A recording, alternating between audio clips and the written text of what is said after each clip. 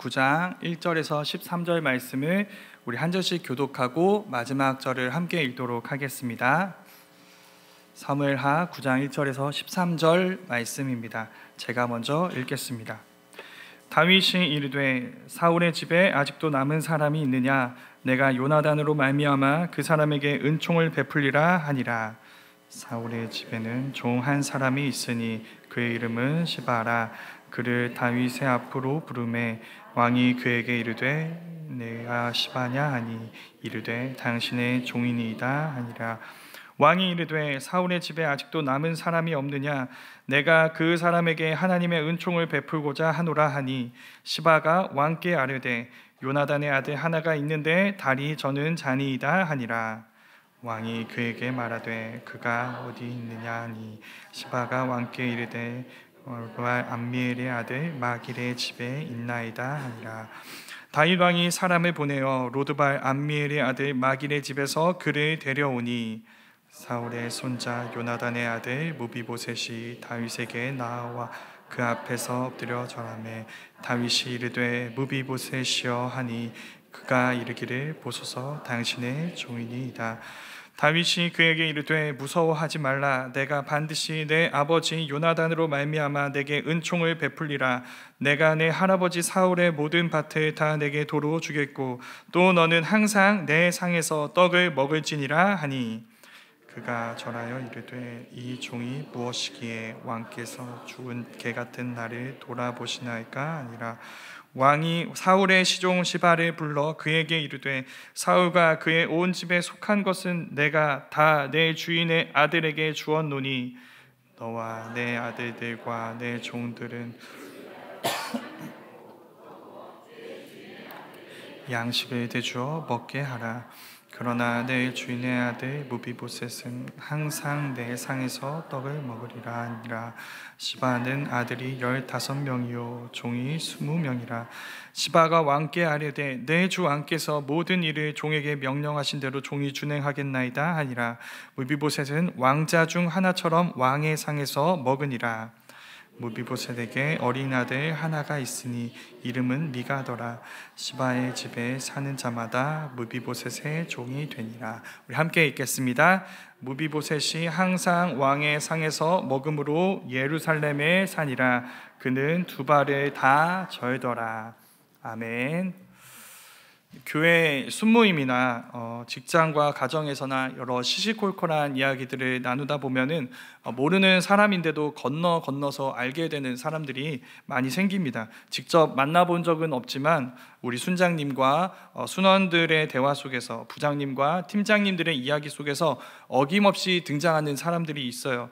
성도님들에게는 그런 사람들이 있나요? 생각해 보시면 아마 몇몇 사람들의 이름이 떠오르실 것입니다. 얼굴은 떠오르지 않아요. 왜냐하면 본 적이 없기 때문에. 근데 이름은 알아요. 나이가 몇인지, 성격, 취미, 특기, 좋아하는 음식, 좋아하는 영화, 뭐 청년들 같은 경우에는 전 여자친구, 전 여자친구, 네, 여기까지 하겠습니다. 지금 고민하고 있는 문제, 뭐 기도제, 뭐 이런 것까지 다 알고 있어요. 내가 본 적은 없는데. 그래서 완전 남남인데도 너무 친숙하고 굉장히 잘 아는 사이인 것처럼 느껴지는 사람들이 종종 있습니다. 저에게도 그런 사람들이 조금 있는데요. 제 인맥은 초라하기 그지없지만 제 몇 안 되는 지인 중에서 정말 온 세상 사람을 다 아는 것 같은 친구가 있습니다. 그 친구랑 있으면 온 세상은 사람들이 다 아는 것처럼 느껴질 때가 많이 있어요. 그래서 그 사람들의 이야기를 듣다 보면 또 정말 가끔 직접 그 사람의 듣기만 했던 그 사람을 만나게 되면은 종종 이런 일들이 생깁니다. 얘기로 들었을 땐 정말 안 좋은 사람이었어요. 들으면서 어떻게 그럴 수 있지? 라는 말을 몇 번 했는지 모르겠어요. 근데 그러다가 진짜 그 당사자를 만나게 되는 경우가 있습니다. 그럼 어떻게 될까요? 처음부터 일종의 색안경이 씌워지죠. 이 사람은 성격이 좋지 않아. 그러니까 항상 긴장의 끈을 놓지 않아야 해. 그런 생각으로 이제 그를 대하게 됩니다. 그런데 늘 그런 건 아니지만 종종 반전이 있는 경우가 있습니다. 내가 들었던 그 사람이 아니에요. 만나봤더니 물론 완전하지 않지만 완전한 사람이 어디 있겠어요. 근데 자신의 부족함을 알고 있고 노력하고 그런 모습들이 되게 괜찮아 보이는 것이죠. 물론 반대도 가능합니다. 좋은 사람이라고 들었어요. 근데 내가 들은 게 다가 아닌 것이죠. 아무리 이 사람을 좋아하는 사람들이 많이 있지만 나는 좀 좋아하긴 좀 어려울 것 같아요. 이런 여러 가지 일들이 증명하는 진실이 있습니다. 그건 바로 사람은 결코 단순하지 않다는 평범한 진리예요. 그 사람을 보는 시선이 너무너무 많습니다. 그 시선에 따라서 수만 가지 평가가 가능해져요. 서점에 가면 알게 되죠. 한 사람이 어떤 존재인지 설명하려면 몇 권의 책이 필요할까요? 고전이라고 부를 수 있는 몇백 권, 몇천 권, 몇만 권의 소설들이 이미 있습니다. 그런데 계속 새로운 소설들이 나오게 되죠. 인생에 대한 여러 가지 이야기들이 나오게 되죠. 왜일까요? 아직 할 얘기들이 남아 있어요. 그 많은 소설로도 다 설명할 수가 없는 것이죠. 그럼 우리는 어려운 질문을 만나게 됩니다. 그럼 우리는 그 한 사람을 어떤 기준으로 생각하고 판단해야 하는 걸까요? 그 많은 시선 중에서 어떤 시선을 선택해야 할까요? 오늘 우리가 읽은 말씀에서 다윗은 바로 그런 질문 앞에 서 있습니다. 오늘 말씀은 다윗의 질문으로 시작됩니다. 사울의 집에 아직도 남은 사람이 있느냐? 다윗은 무엇을 위해서 이 질문을 한 걸까요? 그 질문의 배경이 되는 8장 말씀을 보면 어느 정도 예상이 가능합니다. 8장에서 다윗이 하는 일이 뭐냐면 원수들을 제거하는 일들이에요. 다윗의 원수들 중에 원수는 누구일까요? 사울이죠. 그럼 이 흐름은 굉장히 자연스럽습니다. 8장에서 이스라엘 외부의 적들을 다 물리쳤으니까 9장에서 사울의 집 사람들에 대해서 묻네. 그럼 9장에서는 이스라엘 내부에 있는 적들을 제거하려고 하는구나 라고 생각하지만 이 예상이 곧바로 빗나가 버립니다. 그 뒤에 이런 말이 붙기 때문이죠. 내가 요나단으로 말미암아 그에게 은총을 베풀리라. 여기는 일종의 반전입니다. 그리고 이 두 문장은 지금 다윗이 굉장히 입체적인, 결코 단순하지 않은 상황에 처해 있다는 것을 보여주고 있어요. 지금 다윗이 찾는 사람은 누구인가요? 다윗의 원수인 사울의 사람인가요? 아니면 다윗과 가장 친한 친구인 요나단의 사람인가요? 둘 다입니다. 그럼 그 사람을 어떻게 대해야 할까요? 원수처럼 대해야 될까요? 은총을 베풀어야 할까요? 어려운 문제죠. 그런데 다윗은 그 문제를 이렇게 풀어냅니다. 내가 요나단으로 말미암아 그에게 은총을 베풀리라. 다윗이 선택한 그 사람에 대한 시선은 사울이 아닌 요나단이에요. 그 이유는 그 다음에 등장합니다. 다윗이 이 계획을 위해서 이제 사울의 집에서 섬기는 종 한 사람, 시바라는 사람을 소환하게 됩니다. 시바에게 다윗은 앞서 했던 이 은총 베푸는 계획에 대해서 얘기했는데 여기서 두 번째 문장이죠. 똑같은 말을 두 번째 하는 건데 좀 달라져 있는 게 있습니다. 다윗은 시바에게 요나단으로 말미암아라고 얘기하지 않고 그냥 하나님의 은총을 베풀리라 라고 이야기하고 있어요. 여기서 하나님의 은총이란 무엇일까요? 다윗에게 하나님의 은총이란 하나님이 다윗과의 약속을 지키셔서 다윗이 하나님께 받은 신실한 은혜입니다. 그 은혜는 이런 겁니다. 하나님이 사무엘을 통해 다윗을 왕으로 임명하셨어요. 그런데 계속해서 사울이 그 사실로 인해 위협을 하게 됩니다. 그런데 그 위협 속에서도 하나님은 결국 다윗을 지켜내셨고 그를 왕으로 세우시는 은혜를 베푸세요. 이게 하나님의 은총인 것이죠. 한 가지를 좀 첨언한다면 이 모든 과정에서 요나단은 다윗이 그런 왕이라는 사실을 믿었습니다. 근데 우린 이걸 굉장히 쉽게 생각해요. 근데 엄밀히 말해서 다윗이 새로운 왕이 될 거다라는 이 사실은 사울에게가 아니라 요나단에게 가장 힘든 사실입니다. 가장 인정하기 힘든 사실이에요. 사울은 이미 왕입니다. 다윗은 여러 차례 사울은 치지 않겠다고 이야기를 했어요. 네, 사울은 치지 않겠죠. 근데 사울이 죽은 이후에는 어떻게 될까요? 사울의 왕위는 위협받지 않을 수 있습니다. 그런데 요나단의 왕위는 100% 위협받게 되어 있죠. 그땐 정말 다윗이, 요나단이 아닌 다윗이 왕이 될 수 있어요. 근데 그런 요나단이 다윗을 지켜냅니다. 다윗을 왕으로 인정해요. 그래서 하나님은 바로 그 요나단, 다윗을 지켜주려 하는 요나단을 통해 다윗에게 은총을 베푸시고 그가 왕으로 가는 길까지 안전하게 지켜 보호하시고 다윗은 그 하나님의 은총을 이젠 요나단에게 갚겠다고 이야기하는 것이죠. 여기서 드러나게 됩니다. 한 사람을 판단하는 게 굉장히 어려운 일이다. 다윗이 지금 그런 상황에 있다라고 나눴습니다. 그런데 그건 요나단에게 훨씬 더 어려운 일이었어요. 요나단만큼 다윗을 미워해야 하는 사람이 어디 있을까요? 근데 요나단만큼 다윗을 지지했던 사람이 없어요. 그 결과가 무엇일까요? 요나단의 왕위를 빼앗기는 것이라고 우리는 생각합니다. 그럼 요나단에게 손해가 아닌가? 왜 그걸 빼앗기고 가만히 있느냐라고 생각할 수 있지만 지금 무슨 일이 일어나고 있나요? 요나단이 다윗의 왕위를 인정했고 그래서 그에게 은총을 베풀었습니다. 그러니까 다윗이 어떻게 하나요? 요나단이 죽은 이후에 요나단의 사람에게 은총을 베풀고 있는 것이죠.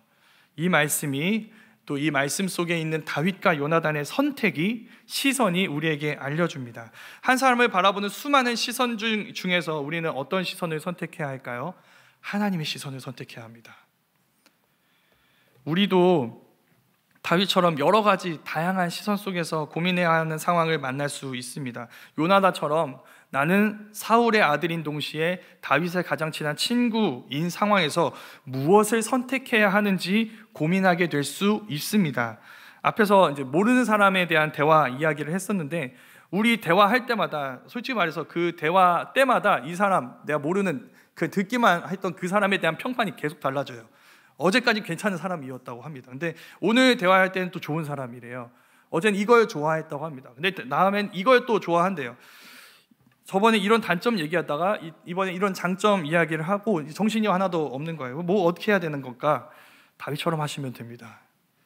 요나단처럼 하시면 됩니다. 하나님이 그를 어떻게 바라보시는지를 고민하셔야 해요. 그럼 어떻게 될까요? 우리는 그 사람에 대한 하나님의 시선을 고민하기보다 먼저 나에 대한 하나님의 시선에 대해서 고민하게 될 겁니다. 하나님은 다윗을 어떻게 바라보셨을까요? 우리가 가진 성경에는 사람은 외모를 보거니와 여호와는 중심을 보느니라 이렇게 나와 있는데 더 정확한 번역은 사실 이겁니다. 사람은 두 눈으로 보지만 여호와는 중심으로 본다라고 하는 게 더 정확한 번역이에요. 더 좀 적나라하게 말한다면 나 여호와는 심장으로 본다는 말로 번역할 수 있습니다. 이게 무슨 말일까요? 하나님의 시선은 우리의 시선과 다르다는 것입니다. 우리와 다른 차원으로 바라보세요. 그래서 배워야 합니다. 하나님의 시선이 무엇인지 배워야 합니다. 하나님의 말씀을 통해서 하나님은 사람을 어떻게 보시는가, 어떻게 평가하시는가, 어떤 것을 중요하게 여기시고 어떤 것을 귀중하게 여기시는가, 이 하나님의 시선에 대해서 우리는 배워야 합니다. 그러면 우리가 무엇을 해야 할지를 알게 됩니다. 온 세상이 사울을 지지하고 있어요. 사울이 어떤 사람이냐면 모든 사람보다 머리 하나가 더 큰 사람입니다. 이스라엘 중에 가장 잘생긴 사람이에요. 누가 봐도 왕이에요. 온 세상이 그를 지지해요. 근데 하나님의 시선으로 볼 때 우리는 그 사울을 지지하지 않을 수 있는 것이죠. 온 세상이 다윗을 미워해요. 다윗의 가족들도 가족 식사 자리에 다윗을 초청하지 않습니다. 그 정도로 소홀히 여겨지는 대상이에요. 그런데 하나님은 심장으로 그를 보시며 그를 왕으로 임명하시죠. 그럼 우리는 다윗과 손을 잡을 수 있게 되는 것입니다. 요나단처럼 말이죠. 하나님이 그를 주목하시니 우리도 그를 주목하게 되는 것입니다. 이게 우리가 다윗과 요나단의 시선에서 배우는 첫 번째 메시지입니다. 하나님의 시선으로 바라보라는 것이죠. 그런 시선이 시바에게는 없었습니다. 그래서 시바는 그 남은 사람 있느냐라고 묻는 다윗의 질문에 이렇게 답하고 있어요. 요나단의 아들 하나 있습니다. 근데 그는 다리 저는 사람입니다. 강조점은 어디 있을까요? 첫 번째 있을까요? 두 번째 있을까요? 두 번째 있습니다. 시바는 이렇게 말하고 있는 거예요. 다윗 왕이요, 요나단의 아들이 하나 있긴 한데 그는 다리를 접니다. 아무것도 기대할 게 없는 사람이에요. 그럼에도 불구하고 다시 묻습니다. 그럼 그가 어디 있느냐? 시바가 대답해요. 로드발 암미엘의 아들 마길의 집에 있습니다. 여기까지 왔을 때 우리가 알게 되는 이상한 사실이 있습니다. 여기까지 오는 동안, 대화가 진행되는 동안 시바는 단 한 번도 다윗이 찾는 그 사람의 이름을 말하지 않았어요. 그 사람이 있다는 그 집 사람들 이야기는 합니다. 마길이라는 사람의 집에 있대요. 마길의 아버지 이름도 알고 있어요. 암미엘 로드발이에요. 그런데 그 진짜 중요한 그 사람의 이름은 우리에게 들려주지 않고 있는 거예요. 굉장히 하대하고 있죠. 사실 다윗은 그 사람의 이름을 물어봤는데 그 사람의 이름 빼고 나머지 이름 다 이야기합니다. 다른 건 이야기했는데 그 이름은 말해주지 않아요. 이 얘기를 만약에 시바가 들었다면 뭐라고 얘기할까요? 시바는 이렇게 얘기할 거예요. 아니, 제가 다 얘기했잖아요. 그 사람 다리 저는 사람이라니까요. 이게 현실이에요. 시바는 정확한 현실을 보여줍니다. 그는 이름이 없어요. 원래 자기 이름으로 불리지 않습니다. 처음 사울이 왕이었을 때는 이름으로 불렸을 거예요. 그래도 다리 저는 사람이지만 왕권을 갖고 있으니까, 왕족이니까 존중하는 이런 존중을 받게 되었겠죠. 시바를 누구도 이렇게 부르지 않았을 거예요. 근데 지금은 사울이 죽었잖아요. 요나단이 죽었잖아요. 다윗의 시대예요. 그러니까 이젠 이름이 없어요. 그는 그냥 다리 저는 사람일 뿐입니다. 이런 상황을 두고 우리나라 전직 대통령 한 분이 이런 얘기를 한 적이 있습니다. 느낌이 확 오실 거예요. 이런 얘기를 했습니다. 여러분, 메주콩을 한 줌 쥐었다가 장판에 촥 떨어뜨려 보십시오. 어떤 현상이 일어날까요? 메주콩이 사방으로 쫙 퍼집니다. 이게 어떤 모습으로 보이시나요? 제가 보기에는 권력을 내려놓은 대통령으로부터 사람들이 떠나가는 모습입니다. 이게 우리의 현실이에요. 이 세상은 우리의 이름을 부르는 것 같지만 사실 그렇지 않습니다. 우리 학생들, 청년들 숫자로 불립니다. 이름에 관심이 없어요. 몇 등이야? 몇 등급이야? 가지고 있는 자격증이 뭐야? 너네 부모님 이름이 뭐야? 너네 부모님, 너네 친인척 중에 이런 자리에 있는 사람이 있어? 우리가 가진 배경을 물어요. 우리가 가진 힘과 능력을 보고 그때 우리를 부릅니다. 그 힘이 없으면, 사울과 요나단이 죽으면 나도 죽은 거예요. 내 이름은 없어요. 난 그냥 다리 저는 사람일 뿐이에요. 그 이름 없는 사람이 지금 다윗 앞에 엎드려 있습니다. 설 수 없어요. 다리 저는 사람이거든요. 엎드려 벌벌 떨고 있어요. 이제 다윗이 내 앞에 있으니, 나는 사울의 사람이니 이젠 끝났구나 라고 하며 벌벌 떨고 있을 때 다윗이 무엇을 할까요? 무비보셋이여 라고 그를 부릅니다. 여기가 그가 다윗과 만나는 이 장면에서 그의 진짜 이름이 처음으로 등장하고 있어요. 다윗의 입에서 그의 이름이 불려지고 있습니다. 그때 다윗은 처음에는 이제 신하들에게 얘기했죠. 두 번째는 시바에게 이야기했습니다. 세 번째로 그 말을 무비보셋에게 하고 있어요. 무슨 얘기일까요? 내가 은총을 베풀겠다, 이 얘기입니다. 그런데 여기 무비보셋에게 이 얘기를 할 때는 한 단어가 더 붙어 있습니다. 그럼 바로 반드시라는 단어예요. 다윗이 말합니다. 내가 반드시 요나단으로 말미암아 너에게 은총을 베풀리라. 이 반드시에 무엇이 담겨 있을까요? 네가 나를 평생 죽이려 했던 사울의 사람이라 할지라도, 시바가 너를 다리 저는 사람이라고 불렀다 할지라도, 실제로 내가 보니까 정말 너한테는 아무것도 기대할 수 없음에도 불구하고 나는 반드시 요나단과의 언약을 기억해 너에게 은총을 베풀 것이다. 반드시. 이 은총을 가로막는 수많은 장애물들에도 불구하고 나를 모든 사울의 위협에서 구원하신 그 하나님의 은총과 변함없이 그 은총의 통로가 되어준 요나단으로 말미암아 나도 변함없이 너에게 하나님의 은총을 베풀겠다고 말하는 것이죠. 두 가지입니다. 먼저는 사울의 모든 소유를 너에게 돌려주겠다고 이야기를 해요. 두 번째로는 넌 항상 내 식탁에서 나와 함께 밥을 먹을 것이다. 왕의 소유의 회복입니다.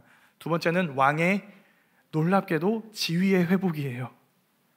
사울의 사람이 다윗의 왕족이 되는 놀라운 사건이 일어나고 있습니다. 이 얘기에 익숙한 우리는 다윗의 선택이 별로 어렵다고 생각하지 않습니다. 다윗이 왕이니까, 그래, 왕이면 모든 것을 가진 사람이니까, 가진 게 많으니까 이 중에 사울의 집은 이렇게 뚝 떼어서 줄 수 있지. 이렇게 요나단과의 친분도 있고 무비보셋 보니까 불쌍하니까 이런 일 할 수 있겠지. 나라도 다윗처럼 했을 거야. 이런 우리의 생각이 간과하는 것이 있습니다. 지금 사울의 사람들이 남아 있습니다. 두려워 떨고 있어요. 다윗이 와서 우리를 죽일까 봐 두려워 떨고 있는 상황이에요. 근데 그때 무비보셋에게 왕의 소유를 주고 왕의 지위를, 왕자의 지위를 주는 것을 이 사람들이 봅니다. 무슨 생각할까요? 방심하고 있네. 우리를 위협적으로 느끼지 않고 있네. 오케이, 우리가 잘하면 되찾을 수 있겠다. 우리의 나라, 우리의 시대를 되찾을 수 있겠다. 여차하면 우리 쳐서 저 권세를 취하자라고 이야기할 수 있습니다. 이게 과장이 아닌 게, 나중에 다윗이 아들 압살롬의 반역으로 피난길에 오르거든요. 그때 사울의 친족 중 한 사람, 시므이라는 사람이 다윗에게 돌을 던져요. 너네 이제 왕권은 끝났다. 돌을 던져요. 다윗이 다시 회복될 수 있을 거라 생각하면 돌을 던질 수 있을까요? 그럴 수 없죠. 넌 이제 끝났다. 돌을 던지는 그런 모습을 보여주고 있습니다. 그 돌을 맞을 각오를 하고 지금 이 결정을 한 거예요. 이 위험을 무릅쓰고 이 다윗이 이런 결단을 하고 있는 것입니다. 그럼 무비보셋에게 이 일은 어떤 일일까요? 마치 요나단이 살아 돌아온 것 같은 기분입니다. 이거 요나단이 왕이 되어야 할 수 있는 일이거든요. 내가 왕의 식탁에서 어떻게 식사할 수 있나요? 요나단이 왕이 되어야 할 수 있는 일이에요. 내가 사울의 집에 있는 모든 소유를 어떻게 되찾을 수 있나요? 요나단이 왕이 되어야 할 수 있는 일이에요. 그런데 그 모든 걸 다윗이 해주고 있습니다. 이 모든 위협을 무릅쓰면서까지 말이죠. 왜 이렇게까지 할까? 보통 이렇게 좀 오버하는 것처럼 너무 과장된 일을 하게 되면 우리는 다른 의도를 생각하게 되죠. 그렇죠. 뭔가 얻는 게 있으니까 저러지 않을까. 위험한 건 사실이에요. 인정. 위험한 건 사실입니다. 근데 어쨌든 이것으로 다윗은 따뜻한 왕이라는 이미지를 획득할 수 있는 건 아닌가? 그러니까 이 이미지가 다윗에게 도움이 되니까, 이익이 되니까, 이 이익이 이 일로 인해 처하게 될 위협보다 더 크니까 이런 선택을 하는 것 아니냐. 이게 틀렸다는 근거가 있습니다. 무엇일까요? 그런 논리는 사울의 집만 돌려줬을 때 가능합니다. 그 자비가 일회성일 때죠. 다윗의 자비는 그래, 므낫세와의 무비보셋과의 거리를 유지하고 일회성으로 도와주는 것, 그러니까 이렇게 생각할 수 있어. 그때는 그렇게 생각할 수 있습니다. 그런데 지금 다윗은 그렇게 하고 있지 않아요. 지금 다윗의 선택은 무비보셋을 가족으로 받아들이는 것입니다. 가족이 되는 것. 여러분, 많은 연말이 되면 불우이웃들을 많이 돕습니다. 근데 불우이웃을 돕는 것과 불우이웃의 가족이 되는 건 정말 다른 차원이에요. 아이가 잘못했습니다. 누가 욕을 먹을까요?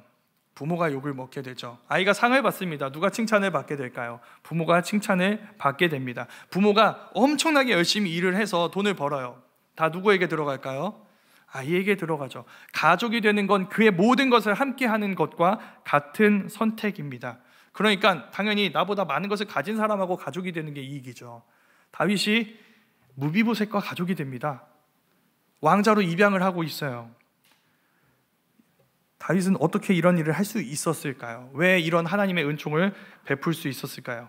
다른 데서 우리는 그 이유를 찾을 수 있습니다. 이런 입양 이야기가 사무엘하 7장 말씀에 나오고 있어요. 거기서 하나님이 다윗에게 영원한 왕권을 주겠다 이런 약속을 하시는데, 언약을 맺으시는데, 그때 이렇게 말씀하십니다. 사무엘하 7장 14절 말씀에 이렇게 나오고 있습니다. 나는 그에게 아버지가 되고 그는 내게 아들이 되리니. 하나님의 약속이 이런 거예요. 다윗이 죽어도 다윗의 왕조가 계속 이어지게 될 거예요. 다윗의 후손들이 그 왕위를 계속 이어가게 될 것입니다. 이 후손들과 하나님은 양자, 이들이 입양하는 아버지와 아들의 관계를 맺게 될 거예요. 어디서 많이 본 얘기 아닌가요? 요나단이 죽었어요. 요나단의 왕위는 없습니다. 끝났어요. 그런데 다윗이 무슨 일을 하고 있죠? 이 요나단의 아들 무비보셋을 양자로 받아들입니다. 하나님이 베푸신 은총, 그 은총을 지금 무비보셋에게 베풀고 있는 거예요. 이거 힌트가 있었죠. 두 번째 말에서 뭐라고 이야기했죠? 시바에게 내가 하나님의 은총을 베풀리라. 다윗은 그런 은총을 받았습니다. 내가 죽어도 내 후손들이 왕이 되고 하나님이 그들을 양자로 받아들이시는 은혜를 베푸실 것이다. 그 은혜를 누렸습니다. 그 은혜를 지금 무비보셋에게 베풀고 있는 것이죠. 요나단이 죽어도 너는 나와 함께 식사하게 될 것이다. 나와 영광을 함께하게 될 것이다. 너는 나의 아들이 될 것이다. 하나님이 다윗에게 하신 일이 다윗을 통해 무비보셋에게 이루어지고 있는 것이죠. 이 모든 이야기에 무비보셋이 뭐라고 답할까요? 한 글자입니다. 한 글자. 왜요? 왜 이 죽은 개와 같은 나에게 이런 은혜를 베푸십니까? 여기에 이제 대답하는 다윗의 모습이, 이게 진짜 멋있는 모습인데, 시바를 부릅니다. 시바를 불러서 지금까지 했던 모든 얘기 다 그에게 들려주고 있어요. 무슨 얘기일까요? 사울의 집에 있는 모든 것 다 이제 무비보셋의 소유다. 뭐가 포함되어 있을까요? 시바가 포함되어 있습니다. 시바, 너도 포함된다. 너 시바와 너의 아들들과 종들 다 무비보셋을 위해 일해야 된다. 시바의 아들이 15명이에요. 종이 20명입니다. 이건 왕만 가질 수 있는 규모거든요. 무슨 뜻일까요? 사울이 죽고 요나단이 죽으니까 시바가 왕 행세를 하고 있었다는 것을 보여주고 있는 것이죠. 그러나 이제는 아닙니다. 시바, 넌 내 주인의 아들의 종이다. 내 주인의 아들 무비보셋은 항상 이스라엘의 왕인 나와 함께 상에서 먹을 것이다. 다윗이 시바에게 이 말을 굳이 하는 이유가 무엇일까요? 시바가 말했습니다. 그는 다리 저는 자니이다. 아니야, 그는 네 주인의 아들이야. 이젠 너의 새로운 주인 무비보셋이야. 그는 왕인 나와 함께 식사 자리에 오르게 될 거야. 그를 홀대하는 건 나를 홀대하는 것과 같다. 경고하는 것이죠. 공식적으로 말이에요. 성경이 이 이야기를 통해 우리에게 무슨 이야기를 하고 싶은 걸까요? 다윗이 무비보셋에게 베푼 이 은총에 관한 이야기는 앞으로 하나님이 하실 일들에 대한 예고편입니다. 지금 우리가 사도행전 목사님과 함께 보고 있는데 첫 번째 교회가 시작되고 첫 번째 기적이 뭔지 기억하시나요? 성전 문 앞에 앉아있던 이 무비보셋 같은 안진뱅이가 걷게 되는 기적입니다. 이거 보면 좀 우연 같아요. 베드로와 요한이 기도할 시간이 돼서 성전에 올라가다가 우연히 안진뱅이를 보게 됩니다. 그가 이제 구걸할 때 이런 얘기를 하게 되죠. 나사렛 예수 이름으로 걸어라 라고 얘기를 하게 됩니다. 그래서 걷게 된 것 같거든요. 근데 이건 우연이 아닙니다. 사실 이 일은, 안진뱅이가 걷게 되고 구원의 날 회복되게 되는 이런 일들은 여러 가지 선지자들을 통해 이미 예언되었던 이야기예요. 그 예언이 지금 성취된 것이죠. 이사야 선지자가 이런 얘기를 했습니다. 이사야서 35장 6절 말씀에서 이렇게 이야기했어요. 그때에 저는 자는 사슴같이 뛸 것이며 말 못하는 자의 혀는 노래하리니 이는 광야에서 물이 솟겠고 사막에서 시내가 흐를 것임이라. 주님이 다스릴 그 나라가 이르게 되면 저는 자, 걷지 못하는 자들이 회복하게 될 것이다. 사슴처럼 뛰게 될 것이다. 무비보셋의 이야기는 이런 저는 자들까지 경험하게 될 회복의 날에 대한 예고이자 그림 언어인 거죠. 하나님이 이 이야기를 이 그림을 통해서 말씀하고 싶으셨던 거예요. 하나님이 약속하신 대로 영원한 왕권을 주신 그 다윗의 후손이 오시게 되면, 그분의 나라가 시작되게 되면 안진뱅이가 영광을 누리게 될 것이다. 일어나 걷는 기적이 일어나게 될 것이라는 사실을 다윗의 이야기가 예고편처럼 보여주고 있는 것입니다. 그래서 알 수 있죠. 무비보셋의 이야기는 바로 우리의 이야기입니다. 우리의 본성은 아직도 사울이라는 헛된 영광을 구하고 있어요. 하나님을 거부해도 되는 괜찮은 이유들을 찾습니다. 나한테 이게 있으니까, 나는 이것 때문에 내 이름이 힘을 얻게 되니까, 나는 이것 때문에 사람들에게 불리게 되고 영광을 얻고요, 박수를 받게 되니까, 그런 권세를 얻게 되니까 우리는 그 영광을 지지해요. 그걸 지탱하고 일어나 걸을 수 있다고 생각합니다. 이것으로 살아갈 수 있다고 생각해요. 마치 성전 앞에서 구걸하는 그 사람처럼 우리 인생은 성전으로 들어가지 않습니다. 그 앞에서 구걸하며 그 돈을 구하는 사람들과 같아요. 그런 우리가 듣는 소식이 무엇인가요? 우리가 지탱하던 그 영광이 무너졌다는 소식입니다. 사울과 요나단이 죽었다는 소식이에요. 구걸한 사람이 베드로와 요한에게 먼저 들은 말이 무엇일까요? 내게 은과금 없다라는 말이었습니다. 근데 있는 것이 있대요. 내가 잃어버린 모든 것을 회복해 주러 오신 진정한 다윗의 자손 나사렛 예수 그리스도의 이름 안에서 일어나 걸으라는 말을 듣게 되는 것이죠. 그래서 우리는 구걸하던 그 자리에서 일어나 성전으로 들어가 하나님을 찬양합니다.